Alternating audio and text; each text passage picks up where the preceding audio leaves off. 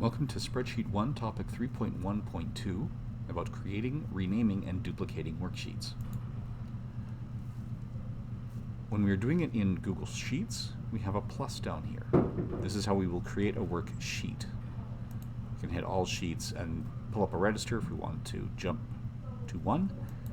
But if we add sheet, we get a sheet 4. Notice that when we add sheet, when we're on sheet 1, it appears to the right of sheet 1. If we're on New Name for Worksheet, it appears to the right of that one. So it will always appear to the right of the active sheet in the bottom. So that's the creation.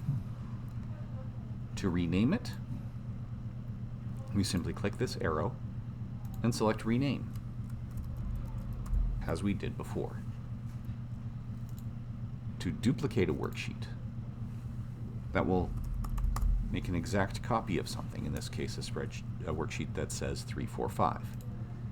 We go to that same option and duplicate. That will duplicate it within the current spreadsheet. We can also copy it to a new spreadsheet that will be created at that point, or to another spreadsheet that already exists. For now, we will just duplicate it within the current spreadsheet, and we'll see copy of, and then the name of the previous spreadsheet.